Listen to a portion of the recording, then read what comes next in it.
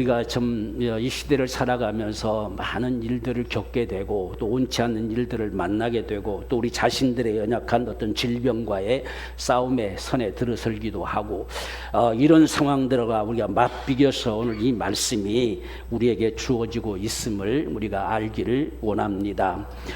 우리가 무엇보다 먼저 기억해야 될 사실은 하나님은 모든 인생들을 감찰하시는 분이시다.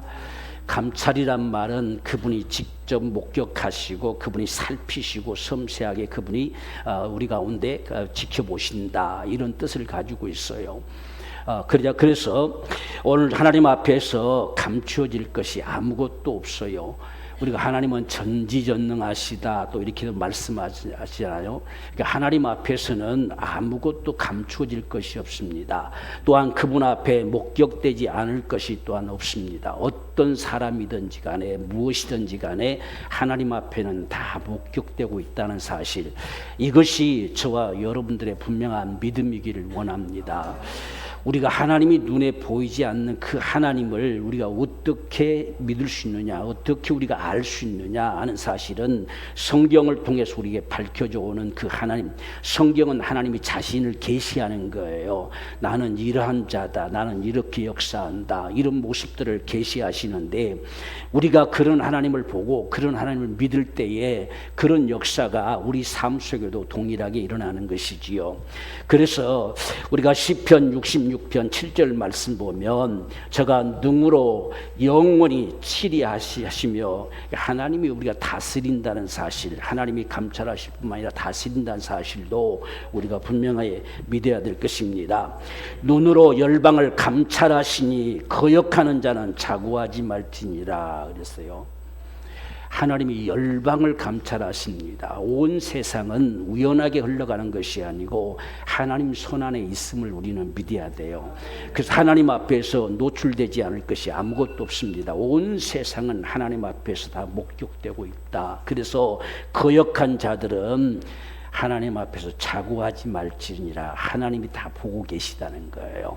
지금 사람들은, 세상의 사람들은 하나님이 어디 있느냐 하는 식으로 해서 하나님 앞에 전혀 무관하고 하나님이 없는 모습들로 살아가는 이런 삶이 바로 세상의 삶인데, 하나님께서는 이 정직히 행함도 악을 행함도 다 보신다.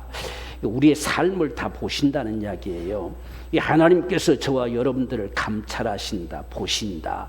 성경에 감찰하신다, 보신다는 말씀이 수백 번 기록됩니다. 하나님이 보신다는 거예요.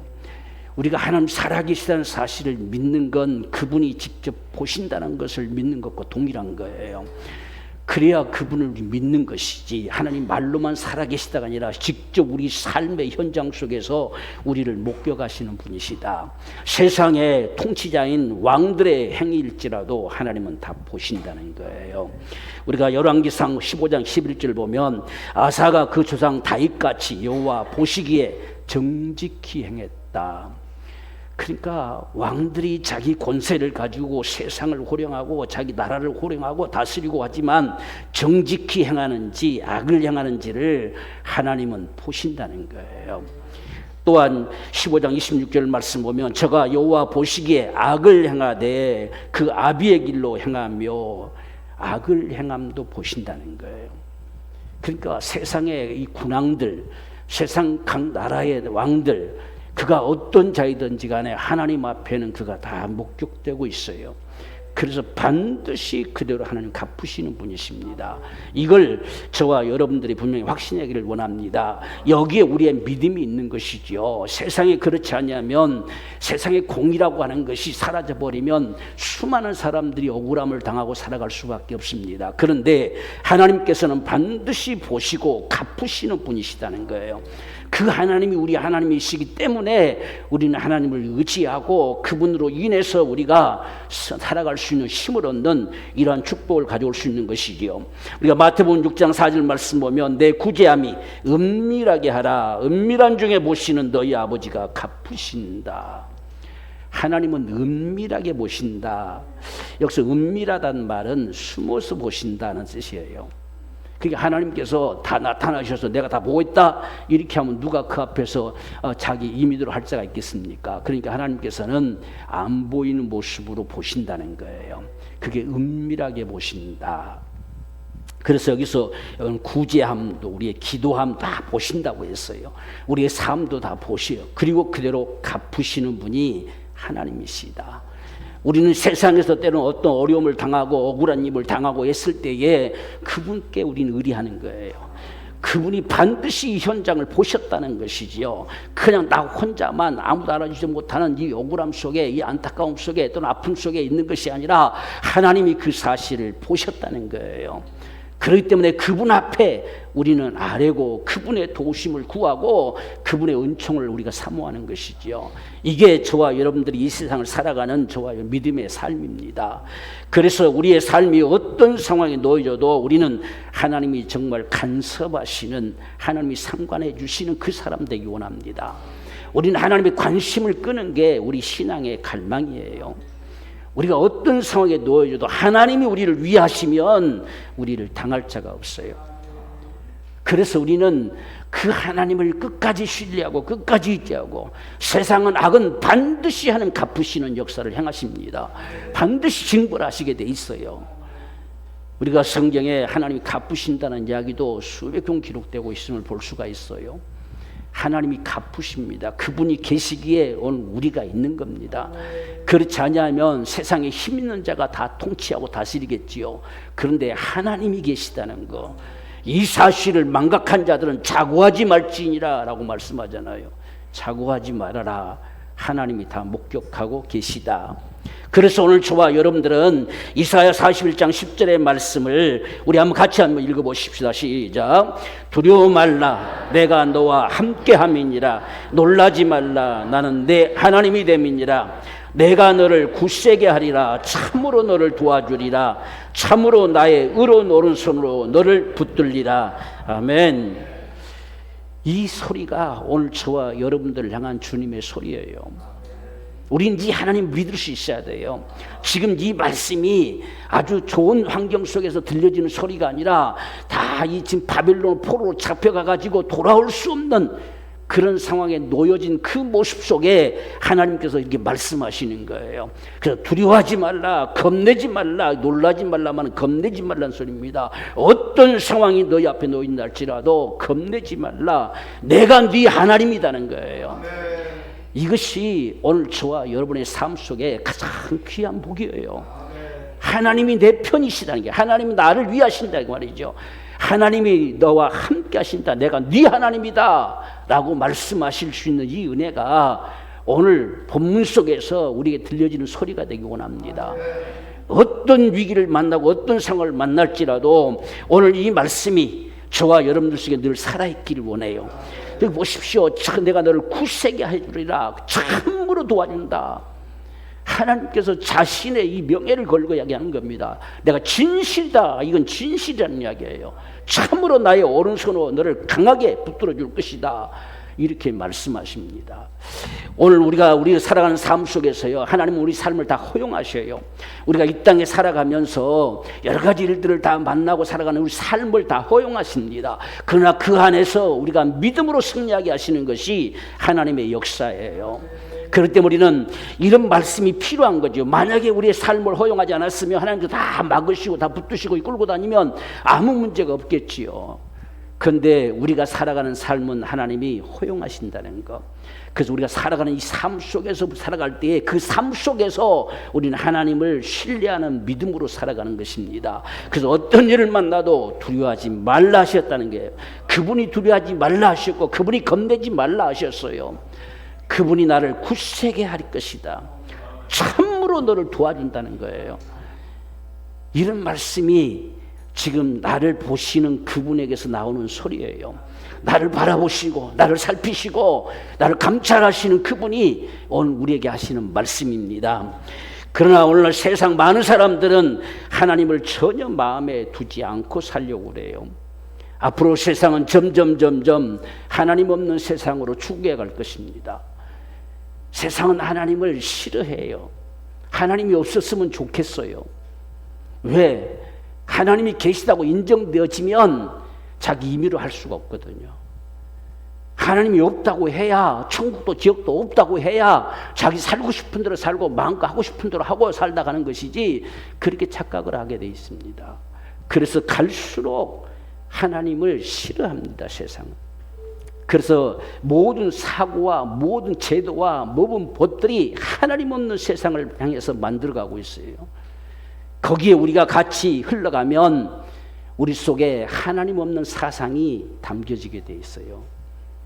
그래서 오늘날 저와 여러분들은 정말 하나님을 우리 마음에 두고 사는 자가 돼야 돼요. 하나님이 우리 안에 계셔야 돼요. 하나님이 적어도 통치하시고 나를 다스리시는 자가 되어야 됩니다.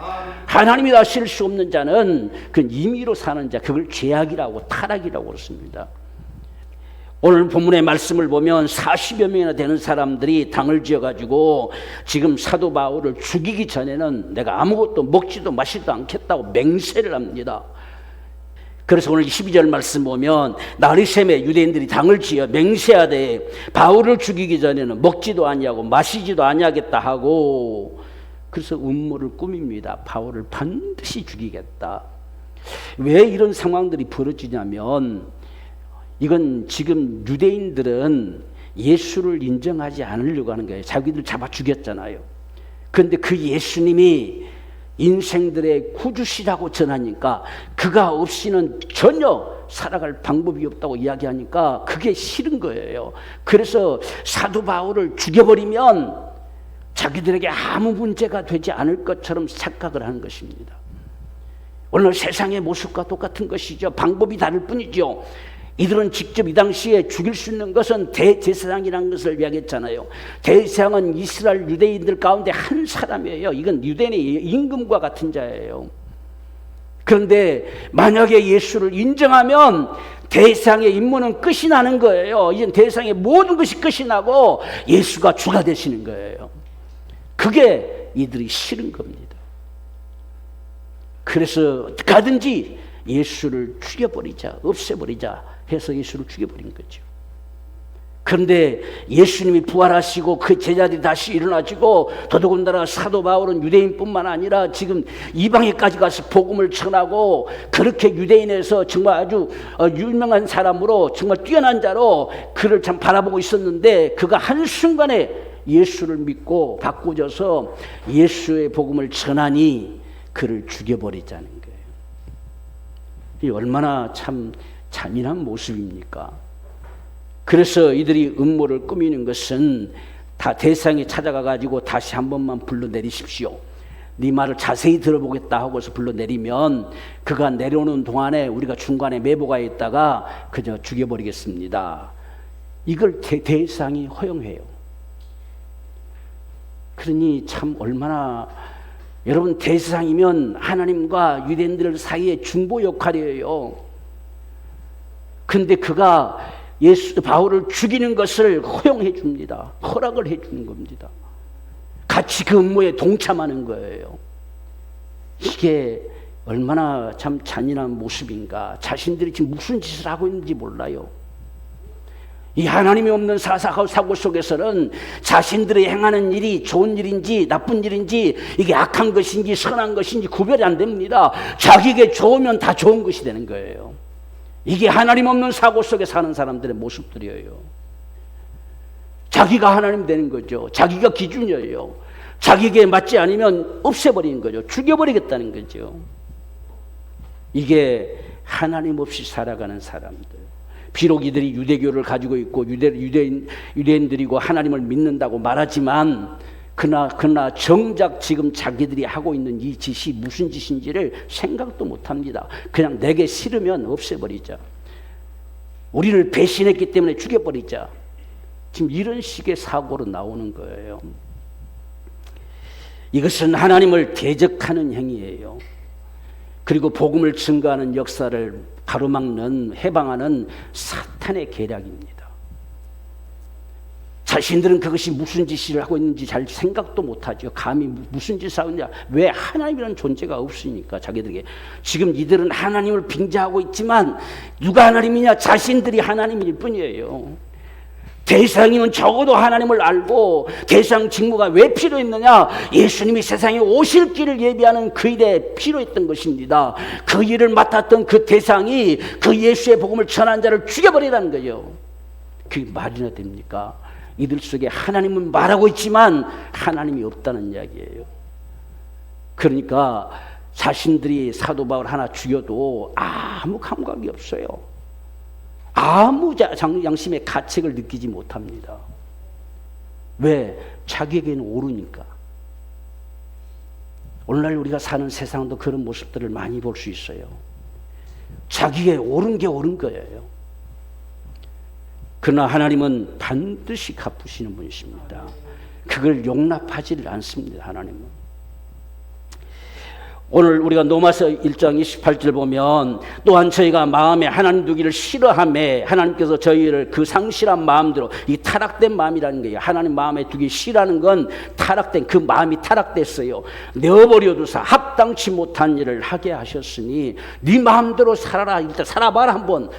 그래도 괜찮은지 살아봐라 라고 하나님께서 그냥 버려둬 버린 거예요. 그게 죄악이 쌓일수록 진노가 크겠지요. 결국 이 같은 일을 행하는 자들은 사형에 해당된다는 사실을 하나님이 정하심을 알지만 감각이 없어요. 그래서 자기들만 행할 뿐 아니라 자기 또한 같은 일을 행하는 자들을 옳다고 여기고 두둔해 줍니다. 그런 자들을 박수 쳐주고 있어요. 우리는 세상을 살다가 이렇게는 살지 말아야 돼요. 정말 옳은지 그른지를 바로 알고 아무 데나 가서 박수치고 합류하는 자가 되지 말고 우리는 그런 편에 서는 자가 결코 되지 말아야 돼요. 이건 사형에 해당하는 짓이라는 것이죠. 죽어 마땅할 짓이라는 이야기입니다. 이게 우리의 양심의 법은 분명히 알고 있어요. 그러나 그 양심의 소리를 무시해버립니다. 그래서 그 양심이 화인 맞았다 이렇게 이야기하지요. 아마 저녁에 자려고 누워있으면 그런 짓을 하는 사람들은 그것이 마음에 분명하게 다가올 것입니다. 그러나 눈만 뜨면 그것이 온데간데 없어져 사라져버려요. 그리고 다시 자기 임의대로 살아가려고 하지요. 이것이 하나님께서 버려두신 거예요. 적어도 하나님이 붙드신 자들은 그렇게 살지를 못해요. 정말 하나님 앞에 우리가 돌이킬 수밖에 없고 회개할 수밖에 없지요. 왜? 그분이 내 안에 계시기 때문에. 그런데 하나님이 계시지 않는 자들은 돌이킬 수가 없어요. 왜? 하나님이 버려두셨어요. 네 마음대로 해봐라 하고 계시는 거예요. 그런데 그러는 동안에 이들은 자신들이 잘한 것 같고 잘난 것 같고 당연한 것 같고 이렇게 여기며 살아가는 모습입니다. 오늘 저와 여러분들 이 세상을 살아가면서 우리는 어떤 편에 설 것인가, 어떤 당에 설 것인가 하는 겁니다. 유대인들이 당을 지어 사는 것처럼 우리도 그들과 같은 편에 설 것이냐, 아니면 우리는 살리는 편에 설 것이냐. 항상 저와 여러분들의 삶 속에서는 이걸 생각을 해야 돼요. 우리가 죽이는 편에 서느냐 살리는 편에 서느냐. 하나님께서는 살리는 자가 되기를 원해요. 우리는 서로에게도 서로 일으켜주고 살려주는 자가 되어야 돼요. 죽이는 자는 사탄의 짓이죠. 이 사탄의 사고가 죽이는 사상이에요. 하나님의 사고는 살리는 겁니다. 멸망할 저와 여러분도 살리셨잖아요. 멸망치 않고 영생 얻게 하시잖아요. 우리 어떤 것을 앞으로 자유케 하고 싶으신 것이 하나님의 심정이잖아요. 우리는 적어도 살리는 자가 됩시다. 우리의 말 한마디를 던져도 이 말이 은혜의 말이 되게 하고 살리는 말이 돼야지 죽이는 쪽에 속하지 말자는 거예요. 오늘 이들의 당은 죽이는 당이 되어졌어요. 그래서 40명이나 합세해가지고 사도 바울을 죽이겠다고 이렇게 작정하라는 이런 모습들. 그러나 하지만 인생의 삶이라고 하는 것은 하나님께 목격되지 않음이 없어요. 아무리 은밀한 곳에서 음흉한 계략을 가지고 있을지라도 은밀히 보시는 하나님 앞에서는 감출 수가 없습니다. 우리가 이 사실을 분명하게 확신하십시다. 앞으로 세대를 살아가면 살아갈수록 이런 우리가 부분들이 참 더욱더 절실하게 필요한 부분 세상이 올 것입니다. 그럴 때마다 우리는 하나님이 반드시 목격하고 계시다. 세상은 그렇지 않게 여기겠지만 우리는 적어도 이 믿음이 저와 여러분 속에 분명하게 담겨지기를 원합니다. 오늘 말씀 16절 말씀을 보면 바울의 생질이 그들이 매복하여 있다함을 듣고 와서 영문에 들어가 바울에게 구한지라. 그들은 자기들이 정말 아주 비밀리에 은밀하게 음모를 하고 꾸미고 공모하고 해가지고 매보고 있다가 불러내리면 오는 중에 죽여버리겠습니다. 이렇게 설정했지만 이 사실이 누구에게 들려졌느냐? 바울의 조카, 바울의 생질에게 들려졌어요. 그러니 그가 바울에게로 바로 쫓아가지 않겠습니까? 그래서 바울에게로 바로 갑니다. 하나님 앞에 피할 자가 아무도 없어요. 아무리 은밀하게 비밀리에 하려고 해도 하나님만큼은 감출 수 없습니다. 하필이면 거기에 그 소리를 그 바울의 생질이 들을 걸 누가 생각이나 했겠습니까? 이건 하나님께서 거기다가 바울의 생질을 갖다 둔 거지요. 그래서 그들의 계략을 다 듣게 한 것이죠. 그래서 바로 바울에게 쫓아가서 바울에게 이 사실을 말합니다. 근데 바울에게만 이야기한다고 무슨 소용이 있겠습니까? 그래서 바울이 정말 지혜롭게 나한테 말고 지금 내게 말한 그것을 천부장에 가가지고 이야기를 해라. 그래서 백부장을 불러가지고 이 청년이 천부장에게 긴히 드릴 말씀이 있다고 한다고 좀 데려다 줘라 라고 이렇게 요청을 했어요. 그래서 이 바울의 생질을 데리고 천부장에게로 갑니다. 이 천부장에게 이 바울의 생질이 이 모든 사실을 그대로 다 이야기했어요. 우리가 지금 하나님께서 역사해 가시는 이 모습들을 우리는 봐야 돼요. 여기에 천부장이 그런 게 어디 있느냐 이렇게 말 한마디로 무시할 수도 있겠지요. 그런데 너희가 짜고 치는 것이 아니냐 또 이렇게 말할 수도 있겠죠, 오늘날처럼. 그런데 천부장이 이 지금 바울의 생질의 말을 그대로 받아줍니다. 그대로 믿습니다. 그리고서 이 말을 다른 누구에게도 하지 말라라고 딱 금해놓고 이 천부장이 직접 자기가 지시하는 것처럼 명령이 내려집니다. 그러니 이 군사와 함께 바울이 움직여진다는 것을 아무도 알지 못하지요. 이건 천부장이 직접 지금 명령을 내려가지고 밤 9시, 여기 3시라고 하는 것은 9시를 가리킵니다. 밤 9시에 갑자기 이 사도 바울을 데리고서 군대가 동원돼서 지금 벨릭스에게로 가는 겁니다. 지금 이 같은 일을 행할 수 있는 거, 이 천부장이 앞에서도 우리가 천부장의 움직임을 봤지만 천부장이 사도 바울이 로마 사람이라는 사실도 알고 있잖아요, 지금. 그러니까 이 바울에게 함부로 할 수가 없어요. 더더군다나 바울을 죽이려고 한다고 하는 것이 만약에 그것이 발각이 돼서 이런 일이 발생하면 자기가 문책을 받을 수밖에 없는 상황도 되지요.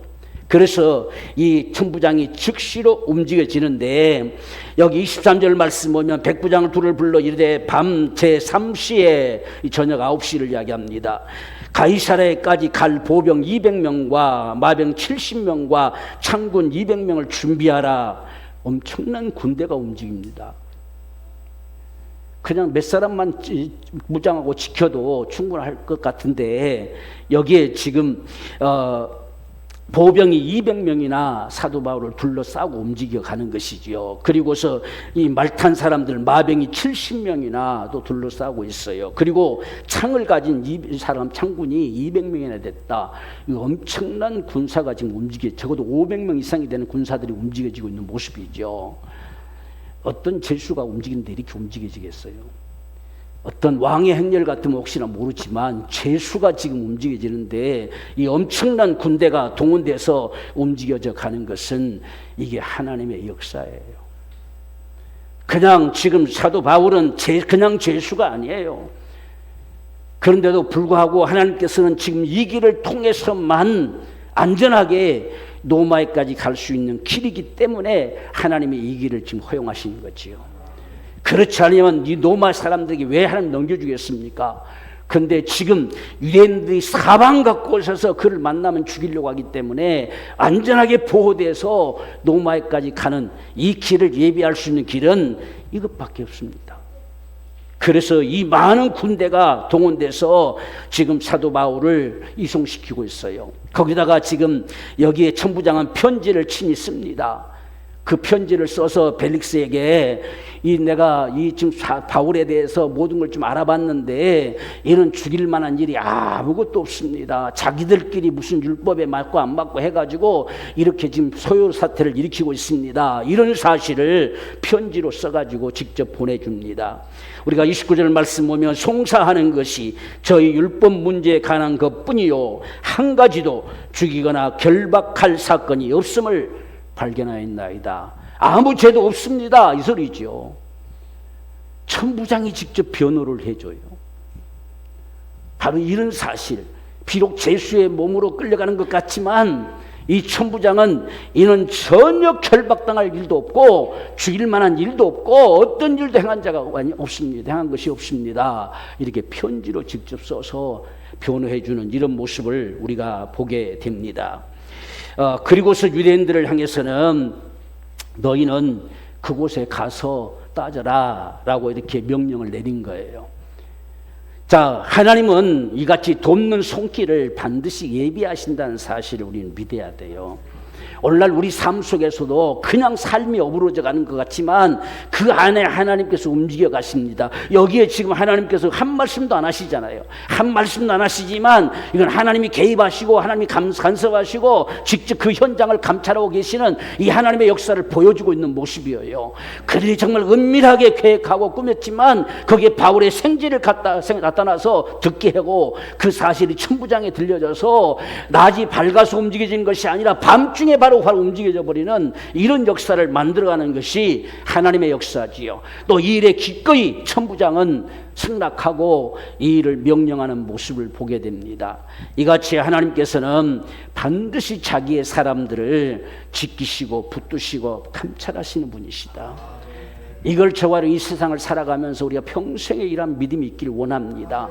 하나님이 눈에 보여지지 않는 것이 아니라 우리 삶을 통해 역사가 하신다는 것, 그것이 오늘 사도 바울 속에 담겨진 큰 믿음이었어요. 그래서 그 앞에 어떤 상황이 다가와도 그는 조금도 그것 때문에 두려워하지 않습니다. 왜? 하나님이 목격하고 계시다는 것.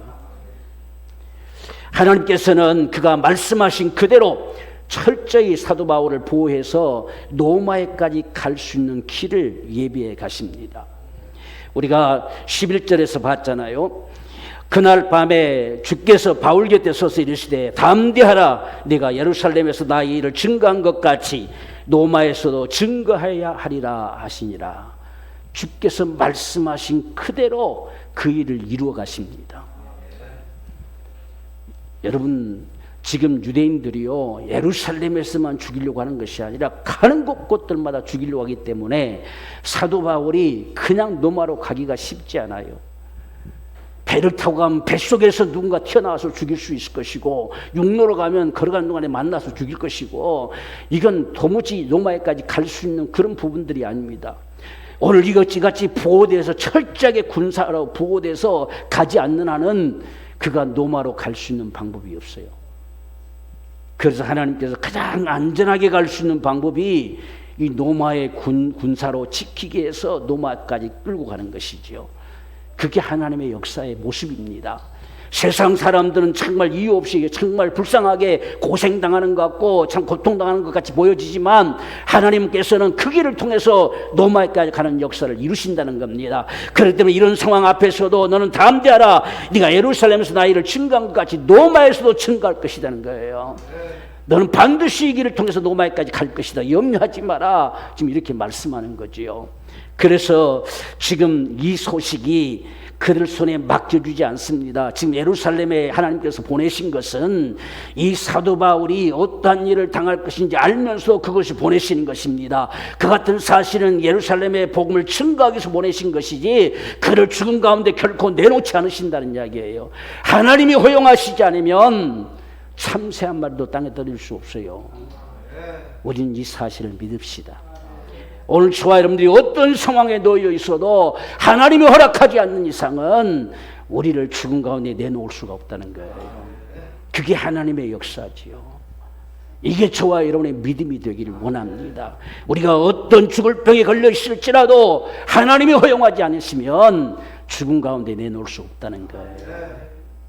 바로 이것이 이 시대를 살아가는 저와 여러분들 속에 담겨지는 분명한 믿음이 되기를 소망합니다. 그래서 지금 하나님께서는 이같이 어려움 속에서, 이 환난 속에서도 저와 여러분들을 이끌어 가시는 분이십니다. 하나님의 역사는 이렇게 역사되는 거예요. 매 순간 나타나서 이렇게 해라 저렇게 해라 이렇게 나타나시고 이렇게 하신 것이 아니라, 지금 오늘 본문의 말씀에 하나님이 한 번도 안 나타나잖아요. 그런데도 하나님이 지금 움직여 가고 계시잖아요. 그분이 역사해 가고 계십니다. 그냥 노마에게 한숨에 갈 수도 있어요. 그러나 하나님께서는 반드시 임금들에게 복음을 전할 수 있는 기회가 또 있어야 됩니다. 그래서 벨릭스에게, 베스도에게 다 전하면서 마침내 노마에까지 가는 거예요. 하나님은 그 길을 통해서 가는 겁니다. 그렇지 않고 그들에게 복음을 전할 방법이 없어요. 이게 하나님의 이끄심의 역사인 것을 저와 여러분들이 분명하게 확신하기를 원합니다.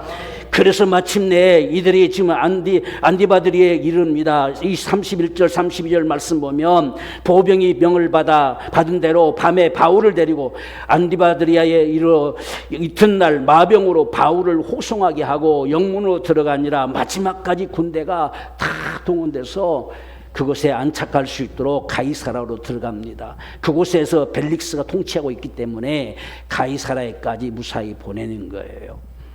그래서 벨릭스는 또 그 편지를 받아보고서는 뭐 더 이상 아무 잘못도 없다는데 뭘 추구할 수 있겠어요? 뭘 치조할 수 있겠습니까? 그러니까 넌 어디 사람이냐? 그냥 뭐 한마디로 물어봐야 되니까 너 어디 사는 사람이냐고 묻지요. 그래서 여기 보면 어디 영지 사람이냐, 어느 지방 사람이냐 그 말입니다. 나는 길리기아 사람입니다. 그냥 간단하게 묻고서는 그냥 헤롯궁에 그를 지키라. 헤롯궁에다 두는 거예요. 감옥에다 다른 데 둔 것이 아니라 헤롯궁에 두고 그걸 지켜라. 누구도 감히 침범하지 못하도록 잘 지켜라. 지금 이렇게 해놓고는 유대인들이 이곳에 오면 그들이 왔을 때 너를 다시 불러서 내가 이야기를 들어보마. 이렇게 말하고 헤롯궁에 지키게 합니다. 오늘날 하나님이 위하시는 사람은 세상이 결코 이길 수가 없습니다.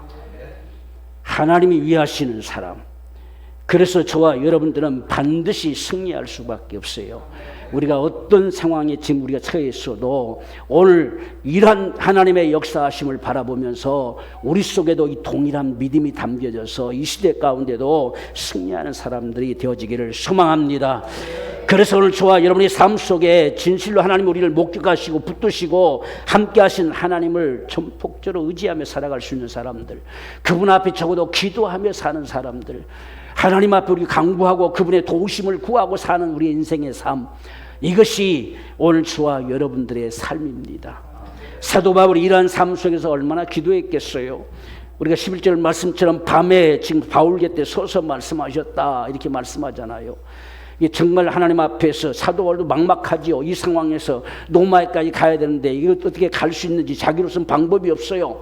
그러나 하나님은 방법이 있으시다는 거예요. 그래서 오늘 우리가 다시금 이사야 41장 10절 말씀처럼 두려워 말라 내가 너와 함께한다. 놀라지 말라 나는 내 하나님이니라. 내가 너를 굳세게 하리라. 너를 도와주리라. 참으로 너를 나의 의로운 손으로 너를 붙들리라. 오늘 이 주님의 말씀 앞에서 저와 여러분들을 단호하게 우리는 우리의 삶의 현장 속에 선포할 수 있습니다. 하나님이 우리를 위하시면 누가 나를 대적하리요. 사도 바울이 로마서에서 말씀했던 것이죠. 지금 사도 바울이 이런 상황 앞에서 외쳐대는 그분의 소리입니다. 하나님이 나를 위하시면 누가 나를 대적하겠느냐. 오늘 이것이 저와 여러분들의 믿음이 되기를 원하고 우리의 믿음의 선포가 되기를 원하고 우리의 믿음의 말이 되기를 원합니다. 지금 하나님께서 우리에게 분명히 말씀하시지 두려워 말라 내가 너와 함께한다. 내가 놀라지 말라 겁내지 말라 어떤 일이 내 앞에 닥쳐도 겁내지 말라 나는 내 하나님이라는 것. 내가 너를 굳세게 하리라. 참으로 너를 도와주리라.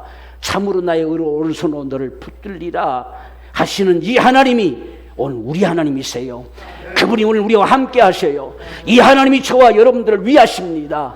그렇기 때문에 오늘 우리는 하나님이 우리를 위하시면 누가 우리를 대적하리요 하신 것처럼 오늘 하나님이 나를 위하시면 그 무엇이, 어떤 질고가, 어떤 고통이, 어떤 모습들이 감히 나를 대적하겠느냐.